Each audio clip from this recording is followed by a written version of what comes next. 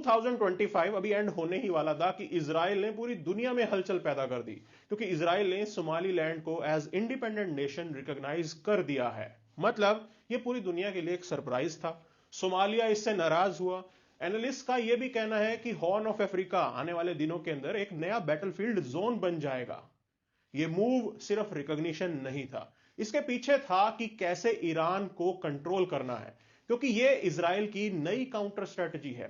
Red सी, हूदीज, UAE, Turkey सब इस story के कैरेक्टर रहने वाले हैं। तो आज के इस वीडियो में हम जानेंगे कि इजराइल का सोमालीलैंड के साथ ये अलायंस बनाना कैसे रीजनल जियोपॉलिटिक्स को बदल देगा। सोमालीलैंड एक ऐसी टेरिटरी है जिसको दुनिया ने कभी रिकॉग्नाइज नहीं किया था, पर इजराइल ने यह ट्रेंड तोड़ दिया है और अब उसे एक सोवरेनिटी का स्टेटस मिल चुका है। 1991 के अंदर सोमालिया में सिविल वॉर हुआ था। सोमालीलैंड ने खुद को यूनिलेटरली इंडिपेंडेंट डिक्लेयर किया, लेकिन तब से लेकर अब तक कोई भी रिकॉग्नाइजर नहीं मिला।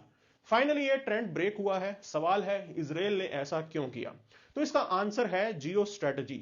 सोमालीलैंड की लोकेशन बेहद खास है। गल्फ ऑफ एडन और बब अल मंदेब स्ट्रेट की नजदीकी।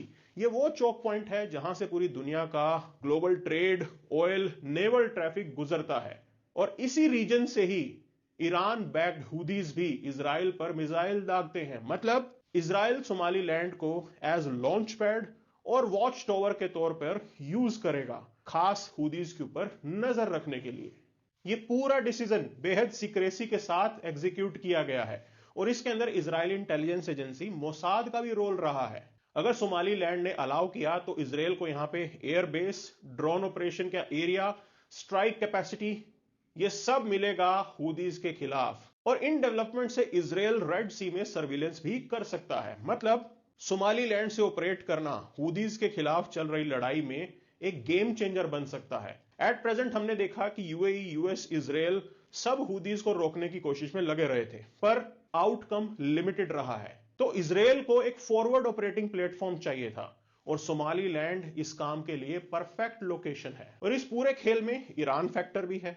अक्टूबर 7, 2023 में हमास ने इजराइल पर हमला किया। ईरान और उसके प्रॉक्सीज हूदीज, हिजबुल्लाह, ये सब इजराइल पर स्ट्रेटेजिक प्रेशर्स बढ़ाते रहे हैं। हूदीज ने रेड सी शिपिंग में कई ऐसे अटैक भी किए हैं और इजराइल को भी टारगेट किया है। तो ये सोमालीलैंड इजराइल के लिए ईरान की एक्सिस ऑफ रेजिस्टेंस को काउंटर करने का एक नया फ्रंट है। मतलब इजराइल यहां पे काउंटर अलायंस बना रहा है और आउटकम यह है कि रेड सी और गल्फ ऑफ एडन एक मिलिटराइज पॉलिटिकल स्पेस बनते जा रहे हैं, क्योंकि अब आपको दिखेंगे यहां नए players. Israel, UAE, Turkey, China, US.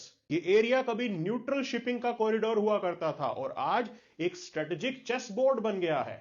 UAE Israel का रीजनल पार्टनर है और इस एरिया के अंदर बेरबरा पोर्ट उसके पास है। रिसेंट टाइम्स में सऊदी अरब के साथ उसकी नाराजगी भी इंक्रीज हुई है। तो एनालिस्ट का यह कहना है कि अबू धाबी अब इजराइल को फैसिलिटेट कर सकता है। दूसरी तरफ इथोपिया, यूएई, इजराइल साथ में मिलके कुछ प्लान कर रहे हैं। इथोपिया एक लैंडलॉक्ड एरिया है और उसे भी डेस्परेटली सी एक्सेस चाहिए।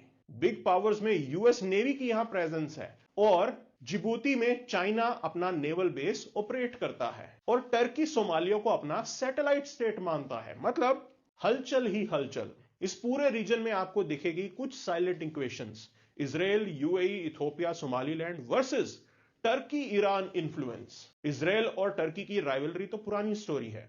सीरिया, गाजा, पॉलिटिकल इस्लाम, इन सब मुद्दों पर दोनों के बीच डिफरेंसेस रहे हैं और इस्लामिक वर्ल्ड में टर्की अपने इन्फ्लुएंस को लगातार बढ़ाना चाहता है और हॉर्न ऑफ अफ्रीका को अपना इन्फ्लुएंस जोन समझता है, स्पेशली सोमालिया को। तो सोमालीलैंड का यह रिकॉग्निशन टर्की को डायरेक्ट चैलेंज करेगा।